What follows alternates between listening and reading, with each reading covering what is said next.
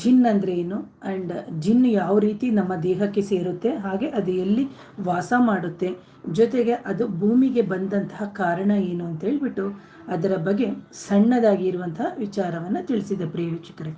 ಹಾಗೇನೇ ಜಿನ್ನಲ್ಲಿ types of the jeans ಅಂತ ಹೇಳಿದೆ. ಅದು ಯಾವ ರೀತಿಯಲ್ಲಿ ಇರುತ್ತೆ ಅಂತ ಹೇಳ್ಬಿಟ್ಟು ಹಾವಿನ ರೂಪದಲ್ಲಿ, ಚೇಳಿನ ರೂಪದಲ್ಲಿ, ಹಾಗೆ ಹಲ್ಲಿಯ ರೂಪದಲ್ಲಿ ಇರುತ್ತೆ ಅಂತ ಹೇಳಿದೆ. ಜೊತೆಗೆ ಅದು ಯಾವ ರೂಪದಲ್ಲಿ ನಮಗೆ ಕಾಣಿಸ್ಕೊಳ್ಳುತ್ತೆ, ಅತಿ ಹೆಚ್ಚಾಗಿ ಹಾವಿನ ಕಾಣಿಸ್ಕೊಳ್ಳುವಂಥದ್ದು ಜಾಸ್ತಿ ಇರುತ್ತೆ ಪ್ರಿಯ ವೀಕ್ಷಕರೇ. ಹಾಗೇನೇ ಈಗ ಇದನ್ನೇ ಟಾಪಿಕ್ ಸೆಕೆಂಡ್ ಪಾರ್ಟ್ ಆಗಿ ನಿಮಗೆ ಕೊಡ್ತಾ ಇದ್ದೀನಿ. ಸೊ ಇಂತಹ ಎಷ್ಟೋ ಒಂದು ಅಥವಾ ಜಿನ್ನು ಅಥವಾ ಸೂಪರ್ ನ್ಯಾಚುರಲ್ ಪವರ್ಸ್ ಅಂತ ನಾವು ಏನು ಹೇಳ್ತೀವಿ, ಅದು ವ್ಯಕ್ತಿ ದೇಹ ಹಿಡಿದಾಗ, ಅದು ಗಂಡಸಿನ ದೇಹ ಆಗಿರ್ಬೋದು ಅಥವಾ ಹೆಣ್ಣಿನ ದೇಹನೇ ಆಗಿರ್ಬೋದು, ಅದು ಹಿಡ್ದಂತಹ ಸಂದರ್ಭದಲ್ಲಿ ನಮ್ಮ ಜೀವನದಲ್ಲಿ ಹಲವಾರು ತೊಂದರೆಗಳು ಬರುತ್ತೆ ಪ್ರಿಯ ವೀಕ್ಷಕರೇ. ಅದನ್ನು ನಾನು ಒಂದೊಂದೇ ಹೋಗಿ ಹೇಳ್ತಾ ಹೋಗ್ತೀನಿ. ಏನು ಅಂತಂದರೆ, ಆ ವ್ಯಕ್ತಿ ಯಾವಾಗ ಈ ಜಿನ್ನು ಅಥವಾ ಸೂಪರ್ ನ್ಯಾಚುರಲ್ ಪವರ್ಸ್ ಅಂತ ಅನ್ವಿಸಿಬಲ್ ಏನು ನಮಗೆ ದೇಹಕ್ಕೆ ಎಂಟ್ರಾಗುತ್ತೋ ಅಂತಹ ಸಂದರ್ಭದಲ್ಲಿ ನಮಗೆ ಯಾವಾಗಲೂ ಸೋಮಾರಿತನ ಅತಿ ಹೆಚ್ಚಾಗಿ ಕಾಡ್ತಾ ಇರುತ್ತೆ. ಅಂದರೆ ಎಷ್ಟೋ ಜನ ಹೇಳ್ತಾರೆ, ಮೇಡಮ್ ನನ್ನ ಮಗ ಮುಂಚೆ ತುಂಬ ಚೆನ್ನಾಗಿದ್ದ, ನನ್ನ ಮಗಳು ಮುಂಚೆ ತುಂಬ ಚೆನ್ನಾಗಿದ್ಲು, ಆದರೆ ಇತ್ತೀಚಿನ ದಿನಗಳಲ್ಲಿ ಯಾಕೋ ಅವಳು ತುಂಬ ಬದಲಾಗಿದ್ದಾಳೆ, ಸುಮ್ಮನೆ ಇದ್ದಕ್ಕಿದ್ದಂಗೆ ಮಲ್ಕೊಂಡೇ ಇರ್ತಾಳೆ, ತುಂಬ ಟಯರ್ಡ್ನೆಸ್ ಅಂತ ಹೇಳ್ತಾರೆ. ಜೊತೆಗೆ ಸೋಮಾರಿತನ ಜಾಸ್ತಿ ಆಗುತ್ತೆ, ಜೊತೆಗೆ ಸದಾ ಮಲಗೇ ಇರಬೇಕು ಅಂತ ಅವರಿಗೆ ಅನ್ನಿಸ್ತಾ ಇರುತ್ತೆ. ಹಾಗೇನೇ ಬಂದು ಅವರಿಗೆ ಇನ್ನೊಂದು ತುಂಬ ಸಿಂಪ್ಟಮ್ಸ್ ಏನು ಅಂತಂದರೆ, ಜಿನ್ಸ್ದು ಸಿಂಪ್ಟಮ್ಸ್ ಏನು ಅಂತಂದರೆ ಡಾರ್ಕ್ ಸರ್ಕಲ್ ಜಾಸ್ತಿ ಆಗುತ್ತೆ. ಅವರ ಕಣ್ಣತ್ರ ಆಗಿರ್ಬೋದು ಅಥವಾ ಕೆನ್ನೆ ಹತ್ರ ಆಗಿರ್ಬೋದು, ಅವರ ಮುಖದ ಹತ್ರ ಆಗ್ಬೋದು, ಒಂಥರ ಎಲ್ಲ ಪ್ಯಾಚಸ್ ಥರ ಬರುತ್ತೆ. ಆಲ್ರೆಡಿ ನೆಗೆಟಿವ್ ಎನರ್ಜಿ ಇದ್ದವ್ರಿಗೆ ಈ ಪ್ರಾಬ್ಲಮ್ ಇರುತ್ತೆ. Other than super natural powers ಇದ್ದಾಗ ಇನ್ನೂ ತುಂಬ ಜಾಸ್ತಿ ಇರುತ್ತೆ ಪ್ರಿಯ ವೀಕ್ಷಕರೇ. ಹಾಗೆಯೇ ಸದಾ ಹುಷಾರು ತಪ್ತಾ ಇರ್ತಾರೆ. ಕಾರಣ ಏನು ಅಂತಂದರೆ, ಅವರು ಯಾವುದೇ ರೀತಿಯ ರಕ್ತ ಪರೀಕ್ಷೆಗಳು ಮಾಡಿಸ್ಲಿ ಅಥವಾ ಸ್ಕ್ಯಾನಿಂಗ್ ಮಾಡಿಸ್ಲಿ ಅಥವಾ ಹೊಟ್ಟೆಗೆ ಸಂಬಂಧಪಟ್ಟಂಥ ತೊಂದರೆಗಳಾಗಲಿ, ನೋವುಗಳಾಗಲಿ, all medical reports are normal ಅಂತಲೇ ಹೇಳ್ತೀವಿ. ಜೊತೆಗೆ ಅವರಿಗೆ ಸೀಸರ್ಸ್ ಬರುತ್ತಾ ಇರ್ತದೆ, ಜೊತೆಗೆ ಕನ್ಫ್ಯೂಷನ್ ಜಾಸ್ತಿ. ಈಗ ಒಂದು ಕೆಲಸ ಮಾಡಿರ್ತಾರೆ, ಮತ್ತೆ ಇನ್ನೊಂದೇನೋ ಕೆಲಸ ಮಾಡಬೇಕು ಅಂತ ಹೋಗ್ತಾ ಇರ್ತಾರೆ. ತುಂಬ ಅಂದರೆ ತುಂಬ ಕನ್ಫ್ಯೂಷನು. ನಾನು ಇದನ್ನು ಮಾಡಲಾ, ಇದನ್ನು ಬೇಡವಾ, ಅಥವಾ ಈಗ ಮಾಡಿದ್ನಲ್ಲ ಅಥವಾ ಮುಂದಕ್ಕೆ ಮಾಡಲಾ, ಈ ಥರ ಎಲ್ಲ ಒಂಥರ ತುಂಬ ಕನ್ಫ್ಯೂಷನ್ಸು ಜಾಸ್ತಿ ಆಗುತ್ತೆ ಪ್ರಿಯ ವೀಕ್ಷಕರೇ. ನೆಕ್ಸ್ಟ್ ಬಂದು ಪ್ಯಾರಲಿಸಿಸ್ ಅಂತ ಹೇಳ್ತೀವಿ ನಾವು. ಅಂದರೆ ಈ ಎನರ್ಜಿ ಹೋಗಿ ಕೂತಾಗ ನಮ್ಮ ದೇಹದಲ್ಲಿ ಸ್ಟ್ರೋಕ್ ಅಥವಾ ಪ್ಯಾರಲಿಸಿಸ್ ಅಂತ ನಾವು ಏನು ಹೇಳ್ತೀವಿ ಅದು, ಅಥವಾ ಪಾರ್ಶ್ವವಾಯು ಅಂತ, ಸೊ ಇದು ಉಂಟಾಗುತ್ತೆ. ಇದು ಯಾವ ಚಕ್ರದಲ್ಲಿ ಕೂತ್ಕೊಳ್ಳುತ್ತೆ, ದಟ್ ಈಸ್ ವೆರಿ ಇಂಪಾರ್ಟೆಂಟ್ ಆಗುತ್ತೆ. ಹಾಗೆಯೇ ನಾವು ಪಾರ್ಶ್ವವಾಯು ಸಮೇತ ಇದು ಕೊಡ್ತದೆ. ಯಾವುದು, ಈ ಜಿನ್ನುಗಳು ದೇಹದ ಒಳಗಡೆ ಎಂಟ್ರಾದಾಗ ಅಂತ. ಹಾಗೆ ತುಂಬ ಕೋಪ, ಹ್ಯಾಂಗ್ರಿ ಅಂತ ನಾವೇನು ಹೇಳ್ತೀವಿ, ತುಂಬ ಅಂದರೆ ತುಂಬ ಕೋಪ. ಕೆಲವರಿಗೆ ನೋಡಬೇಕು, ಸಿಡಿ ಸಿಡಿ ಸಿಡಿ ಸಿಡಿ ಅಂತಾರೆ. ನಾವೊಂದು ಮಾತಾಡಿದ ತಕ್ಷಣ ಅವ್ರು ಇನ್ನೊಂದು ಮಾತಾಡ್ತಾರೆ. ಹಾಗೆ ಮುಖ ಒಂಥರ ರವ ಅಂತ ಹೇಳ್ತಾ ಇರುತ್ತೆ. ಅಂದರೆ ಅಷ್ಟು ತುಂಬ ಕೆಟ್ಟ ಕೋಪ ಬರುತ್ತಿರುತ್ತೆ. ಹಾಗೇನೇ ಅವರಿಗೆ ಸಣ್ಣ ಪುಟ್ಟದು ಹೇಳಿದ್ರು ಟ್ರಿಗರ್ ಆಗಿಬಿಡ್ತಾರೆ. ಒಂದು ಸಣ್ಣದು ಹೇಳಿ ನಾನು ಮಾಡಲ್ಲ, ನಾನು ಯಾಕೆ ಮಾಡಬೇಕು, ನಾನು ಮಾಡಲ್ಲ, ನನಗಿಷ್ಟ ಬಂದಂಗೆ ನಾನು ಮಾಡೋದು, ನಾನು ಹೇಳ್ದಂಗೆ ಬೇಕಾದರೆ ಕೇಳು ಅಂತ ಹೇಳ್ತಾರೆ ಹೊರತು ಅವರು ಯಾರಿಗೂ ಬಗ್ಗದಿಲ್ಲ. ಈ ಜಿನ್ನು ದೇಹದಲ್ಲಿ ಎಂಟ್ರಾಗಿದೆ. ಹಾಗೆ ತುಂಬ ಕಮ್ಮಿಯ ಕೋಪ. ಆಮೇಲೆ ಲಾಂಗ್ ಟೈಮು ಅವರು ಟಾಯ್ಲೆಟಲ್ಲಿ ಕೂತ್ಕೋತಾರೆ. ಅದು ಬಂದು ಏನು ಹೇಳ್ತೀವಿ, ಕೆಲವರು ಸ್ನಾನ ಮಾಡೋಕ್ಕೆ ಅಂತ ಹೋದಾಗ ಲಾಂಗ್ ಟೈಮ್ಸ್, ಅಂದರೆ 1 or 2 ಟೈಮ್ಸ್ ಆಯಿತು. ಬೆಳಿಗ್ಗೆ ಸ್ನಾನ ಮಾಡಿರ್ತಾರೆ, ಮತ್ತೆ ಮಧ್ಯಾಹ್ನ ಸ್ನಾನ ಮಾಡ್ತಾರೆ, ಮತ್ತೆ ಸಂಜೆ ಸ್ನಾನ ಮಾಡ್ತಾರೆ. ಈ ಥರ ಒಬ್ಬರನ್ನ ನೋಡಿದ ತಕ್ಷಣ ಅವ್ರಿಗೆ ಏನು ಅನಿಸುತ್ತೆ ಅಂದರೆ, ನಾನು ಸ್ನಾನ ಮಾಡಬೇಕು, ನಾನು ತುಂಬ ಕ್ಲೀನ್ ಆಗಿರಬೇಕು, ಜೊತೆಗೆ ಬಾತ್ರೂಮ್ಗೆ ಅಂದರೆ ಯೂರಿನ್ ಮಾಡಿದ ತಕ್ಷಣ ನಾನು ಹೋಗಿ ಸ್ನಾನ ಮಾಡಬೇಕು, ಅಥವಾ ಈ ಥರ ಎಲ್ಲ ಸುಮ್ಮನೆ ಬಟ್ಟೆಗಳು ಒಗಿತಾ ಇರಬೇಕು. ಈ ಥರ ಎಲ್ಲ ಕೆಲವರಿಗೆ ಆ ಥರ ಒಂದು ಕನ್ಫ್ಯೂಷನ್ ಸ್ಟೇಟಸ್ಗೆ ಹೋಗ್ತಾರೆ.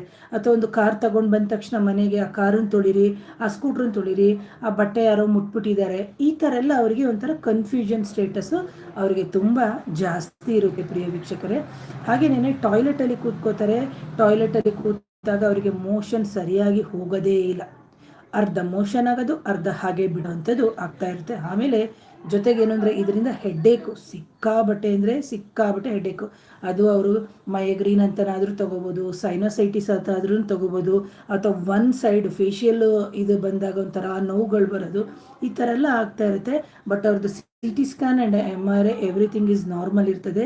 ಆದ್ರೂ ಅವರಿಗೆ ತಲೆನೋವು ಕಮ್ಮಿ ಆಗಲ್ಲ. ENT ಡಾಕ್ಟ್ರ್ ಹತ್ರನೂ ತೋರಿಸಿರ್ತಾರೆ, ಎಗೇನ್ ಬಂದ್ಬಿಟ್ಟು ನ್ಯೂರೋಲಾಜಿಸ್ಟ್ ಹತ್ರ ತೋರಿಸಿರ್ತಾರೆ, ಈ ಥರ ನ್ಯೂರೋ ಸರ್ಜನ್ಸು. ಆಮೇಲೆ ಜೊತೆಗೆ ಸದಾ ಪೇಯ್ನ್ ಕಿಲ್ಲರ್ಸು, ಕೆಲವರಂತೂ ನೀವು ನೋಡ್ಬೋದು ತುಂಬ ಪೇಯ್ನ್ ಕಿಲ್ಲರ್ಸು ನುಂಗ್ತಾ ಇರ್ತಾರೆ. ಅಂದರೆ ಹೆಡ್ಡೇಕು ತುಂಬ ಕಂಟಿನ್ಯೂಸ್ ಇರುತ್ತೆ, ಬಟ್ ಆದರೂ ಅವರಿಗೆ ಯೂಸ್ ಆಗಲ್ಲ ಪ್ರಿಯ ವೀಕ್ಷಕರೇ. ಹಾಗೇನೇ ಬಂದು ಫೀಮೇಲ್ಸಲ್ಲಿ ಅಂತಂದಾಗ ಅಂದರೆ ಬೋತ್ ಆರ್ ಕಾಮನ್ನು, ಬಟ್ ಮೇಲ್ಸಲ್ಲಿ ಪೀರಿಯಡ್ಸ್ ಆಗಲ್ಲ, ಫೀಮೇಲ್ಸಲ್ಲಿ ನಮಗೆ ಯೂಟ್ರಸ್ ಇರುತ್ತಲ್ಲ, ಹಾಗಾಗಿ ಸೊ ಇಲ್ಲಿ ಬಂದು ಹೆಣ್ಮಕ್ಳಿಗೆ ಇರ್ರೆಗ್ಯುಲರ್ ಪೀರಿಯಡ್ಸು ಶುರುವಾಗುತ್ತಾ ಹೋಗುತ್ತೆ. ಯಾಕೆ ಅಂತಂದರೆ ನಮ್ಮ ಮೂಲಾಧಾರ ಚಕ್ರ ಟೋಟಲ್ ಆಗಿ ಬ್ಲಾಕ್ ಆಗುತ್ತೆ. ಸೊ ಅದನ್ನು ಮುಂದಿನ ದಿನದಲ್ಲಿ ಹೇಳ್ತೀನಿ.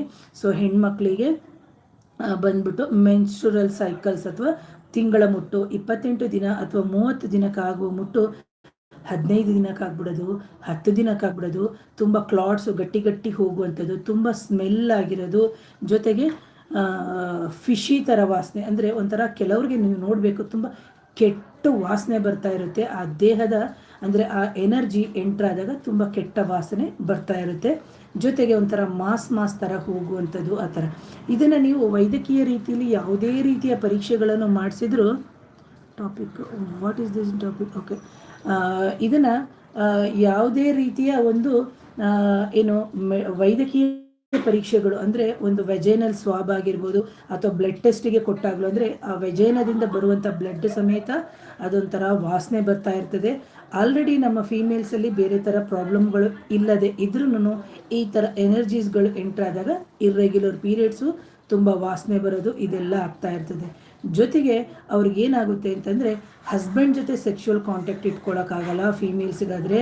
ಗಂಡಸರಿಗಾದರೆ ಏನಾಗುತ್ತೆ ಅಂತಂದರೆ ಏನು ವೀರ್ಯ ಸಲ್ಕನ ಅಥವಾ ಸೆಮೆನು ಬೇಗನೆ ಡಿಸ್ಚಾರ್ಜ್ ಜಾಸ್ತಿ ಆಗೋಗ್ಬಿಡುತ್ತೆ ಕೆಲವರಲ್ಲಿ.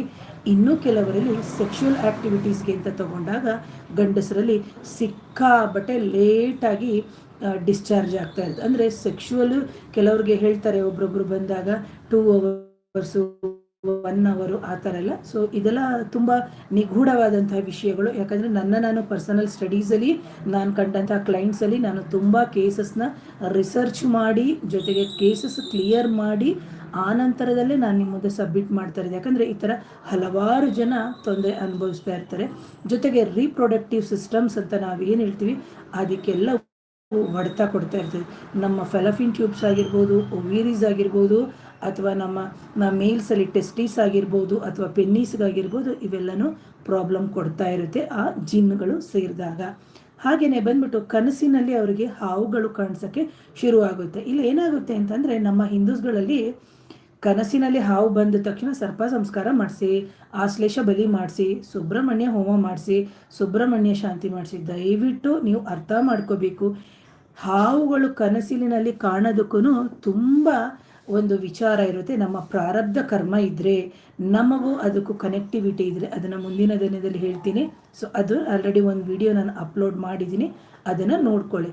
ಹಾಗೆಯೇ ಕನಸಿನಲ್ಲಿ ಹಾವು ಸದಾ ಕಾಣಿಸ್ಕೊಳ್ತಾ ಇರ್ತದೆ. ಜೊತೆಗೆ ತುಂಬ ಸ್ಲೀಪಿಂಗ್ ಡಿಸ್ಟರ್ಬೆನ್ಸು, ರಾತ್ರಿ ಏನು ಮಾಡಿದ್ರೂ ನಿದ್ದೆ ಬರಲ್ಲ. ಜೊತೆಗೆ 2 ಗಂಟೆ ರಾತ್ರಿ 3 ಗಂಟೆ ರಾತ್ರಿ ಎದ್ದು ಕೂತ್ಕೋಬೇಕು ಅಂತ ಅನ್ಸೋದು, ಸುಸ್ತಾಗೋದು, ಜೊತೆಗೆ ನೀರು ಕುಡಿಬೇಕು. 2 ಗಂಟೆ 3 ಗಂಟೆ ರಾತ್ರಿಗೆ ಯಾರೋ ನನ್ನ ಜೊತೆ ಸೆಕ್ಷುವಲ್ ಆ್ಯಕ್ಟಿವಿಟೀಸ್ ನಡೆಸ್ತಾ ಇದ್ದಾರೆ ಅನ್ನೋದು ಈವನ್ ಇನ್ಕ್ಲೂಡಿಂಗ್ ಮೇಲ್ಸ್ಗೂ ಗೊತ್ತಾಗ್ತಿರುತ್ತೆ, ಫೀಮೇಲ್ಸ್ಗೂ ಗೊತ್ತಾಗ್ತಿರುತ್ತೆ. ಬಟ್ ಯಾರ ಹತ್ರನೂ ಹೇಳ್ಕೊಳಕ್ಕಾಗಲ್ಲ. ನಾನು ಹೇಳಿದೆ ಜಿನ್ ಅಂತಂದಾಗ ದೈತ್ಯಾಕಾರವಾಗಿರುತ್ತೆ, ಅನ್ವಿಸಿಬಲ್ ಅಂತ ನಾನು ಹೇಳಿದೆ. ಇದೆಲ್ಲ ಬಂದು ಮೆಡಿಕಲ್ ಸೈನ್ಸಲ್ಲೂ ನಾವು ಇದಕ್ಕೆ ಆನ್ಸರ್ ಇಲ್ಲ ಅಂತ. ಆದರೆ ಇಲ್ಲಿ ಏನು ಹೇಳ್ತೀವಿ ಅಂತಂದರೆ, ಯಾವ ವ್ಯಕ್ತಿ ಸಫರ್ ಆಗ್ತಾ ಇರ್ತಾರೆ, ಯಾರು ಟ್ರೀಟ್ ಮಾಡ್ತಾ ಇರ್ತೀವಿ ಅವರಿಗೆ ಮಾತ್ರ ಅವರ ಕಷ್ಟಗಳು, ಅವರ ನೋವುಗಳೇ ಗೊತ್ತಾಗ್ತಾ ಇರುತ್ತೆ. ಬಟ್ ಇದನ್ನು ಯಾರೂ ನಂಬಲ್ಲ. ಎಷ್ಟೋ ಈ ಥರ ಜಿನ್ಸ್ಗಳು ಹೆಣ್ಮಕ್ಳಿಗೆ ಮೈ ಹಿಡಿದಾಗ, ಸೆಕ್ಷುವಲ್ ಆ್ಯಕ್ಟಿವಿಟೀಸ್ ಮಾಡಿದಾಗ ಅಥವಾ ಸೆಕ್ಷುವಲಿ ಕಾಂಟ್ಯಾಕ್ಟಾಗಿ ಹೋದಾಗ ಅದನ್ನು ಮೈಯಲ್ಲಿ ಪರ್ಚೋದು, ಹೊಟ್ಟೆ ಪರ್ಚೋದು, ಎದೆ ಪರ್ಚೋದು, ಕುತ್ತಿಗೆ ಪರ್ಚೋದು, ಈ ಥರ ಎಲ್ಲ. ಬಟ್ ಇದೇನಾಗುತ್ತೆ ಅಂದರೆ ನಾವು ನಮ್ಮಂಥವ್ರಿಗೆ ಗೊತ್ತಾಗುತ್ತೆ. ಬಟ್ ಮನೇಲಿ ಇರುವಂಥ ಸರೌಂಡಿಂಗ್ಸಲ್ಲಿ ಅಂದರೆ ಅವಳು ಏನು ಒಂದು ಸೈಕಲಾಜಿಕಲ್ ಡಿಸಾರ್ಡರು ಅಥವಾ ಏನೋ ಈ ಥರ ಮಾನಸಿಕ ಒತ್ತಡಕ್ಕೆ ಒಳಗಾಗಿದ್ದಾಳೆ ಅಥವಾ ಬೇರೆ ಯಾವುದೋ ಟ್ರಾಮಾಗೆ ಒಳಗಾಗಿದ್ದಾಳೆ ಅಂತ ಹೇಳ್ಬಿಟ್ಟು ಸೈಕಲಾಜಿಸ್ಟ್ ಹತ್ರ ಕರ್ಕೊಂಡು ಹೋಗೋದು, ಸೈಕ್ಯಾಟ್ರಿಸ್ಟ್ ಹತ್ರ ಕೌನ್ಸಿಲಿಂಗ್ ಕೊಡಿಸೋದು ಆ ಥರ ಎಲ್ಲ ಮಾಡಿರ್ತಾರೆ. ಆದರೆ ಅಂಥದ್ದು ಸಮೇತ ಕ್ಲಿಯರ್ ಆಗದೇ ಇರುವಂತಹ ಕೇಸಸ್ನ ಈ ಥರ ಕೇಸಸಲ್ಲಿ ಕ್ಲಿಯರ್ ಮಾಡಿ ಇದನ್ನು ನಾನು ನಿಮಗೆ ಹೇಳ್ತಾ ಇರೋದು ಪ್ರಿಯ ವೀಕ್ಷಕರೇ. ಹಾಗಾಗಿ ಸ್ಲೀಪಿಂಗ್ ಡಿಸ್ಟರ್ಬೆನ್ಸ್ ಇರುತ್ತೆ, ಜೊತೆಗೆ ರಾತ್ರಿ 2 ಗಂಟೆ 3 ಗಂಟೆಗೆ ಎದ್ದು ನೀರು ಕುಡಿಯೋದು, ತುಂಬ ಟಯರ್ಡ್ನೆಸ್ಸು, ಆಮೇಲೆ ಯೂರಿನ್ ಸ್ವಲ್ಪ ಫ್ರೀಕ್ವೆನ್ಸಿ ಜಾಸ್ತಿ ಆಗ್ತಾ ಇರುತ್ತೆ, ಮೋಷನ್ಗೆ ಹೋಗಬೇಕು ಅಂತ ಅನಿಸುತ್ತೆ ಬಟ್ ಮೋಷನ್ಗೆ ಹೋಗೋಕ್ಕೆ ಆಗಲ್ಲ, ಆಮೇಲೆ ಏನೋ ಮೇಲಿಂದ ಬಿದ್ದ ರೀತಿ ಒಂಥರ ಅನ್ನಿಸ್ತಾ ಇರುತ್ತೆ, ಬಟ್ ಯಾರು ಪರ್ಟಿಕ್ಯುಲರ್ ಪರ್ಸನ್ ಇರ್ತಾರೆ ಅವ್ರಿಗೆ ಮಾತ್ರ ಅನ್ನಿಸ್ತಾ ಇರುತ್ತೆ. ಆದರೆ ಪಕ್ಕದಲ್ಲಿ ಯಾರು ಮಲಗಿರ್ತಾರೆ ಅವರಿಗೆ ವಿಸಿಬಿಲಿಟಿ ಇರಲ್ಲ, ಯಾರಿಗೆ ತೊಂದರೆ ಆಗ್ತಿರುತ್ತೆ ಅವರಿಗೆ ಇದು ಕ್ಲಿಯರಾಗಿ ಗೊತ್ತಾಗುತ್ತೆ. ಬಟ್ ಅವರು ಹೇಳಿದರೆ ಈ ಥರರು ನಂಬಲ್ಲ, ಇದೆಲ್ಲ ನಿಜನಾ ಅಂತ ಹೇಳ್ತಾರೆ. ಹಾಗೆ ಯಾರೋ ಹಿಡಿದುಕೊಂಡಂಗಾಗೋದು, ಯಾರೋ ಪಕ್ಕದಲ್ಲಿ ಬಂದು ಮಲಗದಂಗಾಗೋದು, ಈ ಥರ ಎಲ್ಲ ಆಗ್ತಾ ಇರುತ್ತೆ. ಜೊತೆಗೆ ಯಾರೋ ಸೆಕ್ಷುವಲ್ ಇಂಟರ್ಕೋರ್ಸ್ ಮಾಡಿದಾಗೆ ಆಗೋದು ಅಂತ ನಾನು ಹೇಳಿದೆ. ಅದು ಈ ಥರ ವಿಚಾರಗಳಲ್ಲಿ ಇರುತ್ತೆ, ಯಾಕಂದರೆ ಅದು ನಮಗೆ ಕಾಣೋದಿಲ್ಲ. ಬಟ್ ಏನಾಗುತ್ತೆ ಅಂದರೆ 2 o'clock ಆಗಿರ್ಬೋದು, 3 o'clock ಆಗಿರ್ಬೋದು, ಅವ್ರಿಗೆ ಎದ್ದೇಳಬೇಕು, ನೀರು ಕುಡಿಬೇಕು, ತೈಸು ತೊಡೆಗಳು ಅಥವಾ ಕಾಲುಗಳೇನಿದೆ ಅದು ತುಂಬ ನೋವು ಬರ್ತಾ ಇರುತ್ತೆ, ತುಂಬ ಸುಸ್ತಾಗ್ಬಿಟ್ಟಿರ್ತಾರೆ. ಬಟ್ ಯಾಕೆ ಸುಸ್ತು, ಯಾಕೆ ನಂಗೆ ಸಂಕಟ ಆಗ್ತಾ ಇದೆ, ಯಾಕೆ ತೊಡೆಗಳ ನೋವು, ಇದು ಯಾವುದು ಅವರಿಗೆ ಅರ್ಥ ಆಗೋದೇ ಇಲ್ಲ. ಜೊತೆಗೆ ಅವರ ಅಂಬಲಿಕಲ್ ಅಂದರೆ ಹೊಕ್ಕಳಿನಿಂದ ಕೆಳಭಾಗ ನಮ್ಮದು ಪೆಲ್ವಿಕ್ ಬೋನ್ ಅಥವಾ ಪೆಲ್ವಿಸ್ ಅಂತ ಏನಿದೆ ಅದು ಗಂಡಸಿಗಾದರೂ ಊದ್ಕೊಳ್ಳುತ್ತೆ ಅಥವಾ ಹೆಣ್ಮಕ್ಳಿಗಾದರೂ ಇದು ಈ ಥರ ಆದಂತಹ ಸಂದರ್ಭದಲ್ಲಿ ಊದ್ಕೊಳ್ಳುತ್ತೆ. ಜೊತೆಗೆ ಪದೇ ಪದೇ ಫ್ರೀಕ್ವೆಂಟ್ ಆಗಿ ಯೂರಿನ್ ಇನ್ಫೆಕ್ಷನ್ಸು ಆಗ್ತಾನೇ ಇರುತ್ತೆ. ಹಾಗೆ ಅವ್ರಿಗೆ ಇನ್ನೊಂದೇನಾಗುತ್ತೆ ಅಂತಂದರೆ ಒಂಥರ ಭಯ ಶುರುವಾಗುತ್ತೆ, ಒಂಥರ ಗೊರಕೆಗಳು ಶುರುವಾಗುತ್ತೆ, ದೇಹದಲ್ಲಿ ಏನೋ ಸೇರಿದೆ, ಏನೋ ಹೊರಗಡೆ ಬಂದಿದೆ, ಒಳಗಡೆ ಹೋಗಿದೆ ಹೊರಗಡೆ ಬಂದಿದೆ ಅನ್ನೋದು ಆ ವ್ಯಕ್ತಿಗೆ, ಯಾರಿಗೆ ಜಿನ್ ಸೇರಿರುತ್ತೆ ಆ ವ್ಯಕ್ತಿಗೆ ಗೊತ್ತಾಗ್ತಾ ಇರುತ್ತೆ.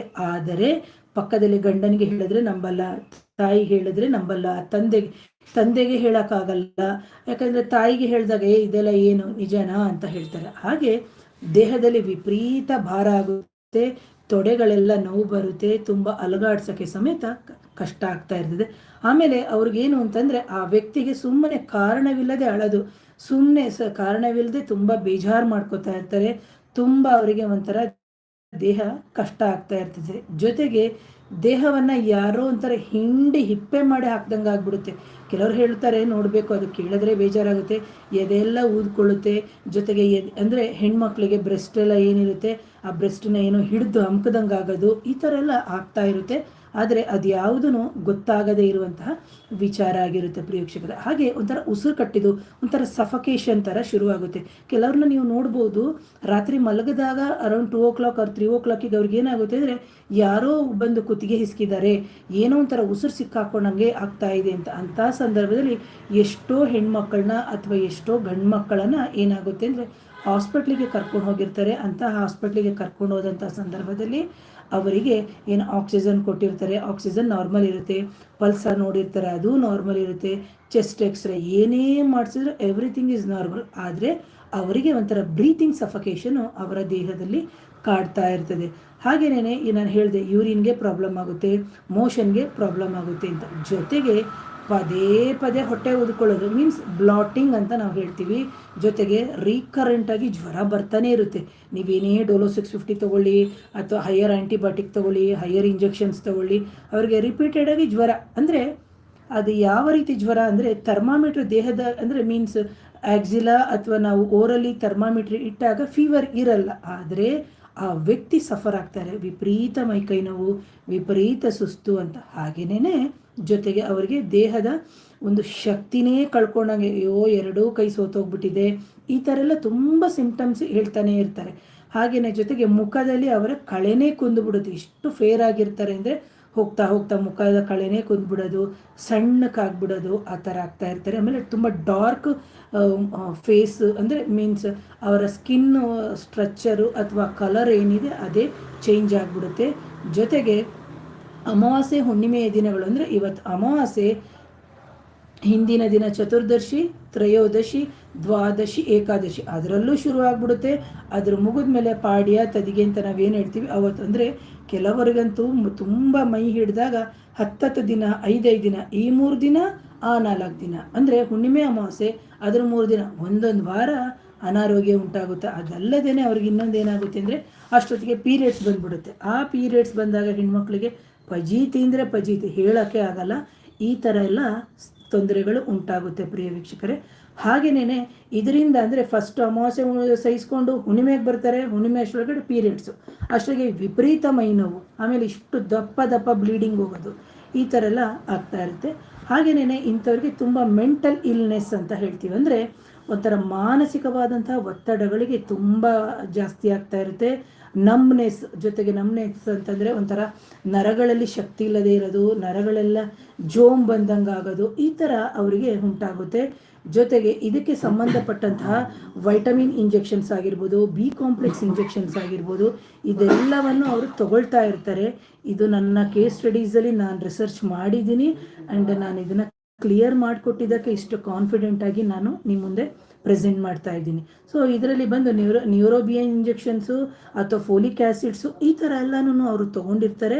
ಆದರೂ ಸಮೇತ ಅವರಿಗೆ ನ್ಯೂರಲಾಜಿಕಲ್ ಡಿಸಾರ್ಡರ್ಸ್ ಅಂತ ಹೇಳಿ ಅವರೊಂದು ಸಸ್ಪೆಕ್ಟ್ ಮಾಡಿ ನ್ಯೂರಾಲಜಿಸ್ಟ್ ಇದು ಮಾಡಿರ್ತಾರೆ. ಆದರೆ ಈ ಥರ ಕೇಸಸಲ್ಲಿ ಯಾವುದೇ ಕಾರಣಕ್ಕೂ ಅವರು ಸರಿಯಾಗಲ್ಲ, ಮೀನ್ಸ್ ಮೆಡಿಕಲಿ ಸರಿಯಾಗಲ್ಲ. ಸೊ ನಾವು ಇದನ್ನು ಯಾವ ರೀತಿ ಸ್ಪಿರಿಚುವಲ್ ರಿಲೇಟೆಡೇ ನಾವು ಇದನ್ನು ಸರಿ ಮಾಡ್ಕೋಬೇಕು.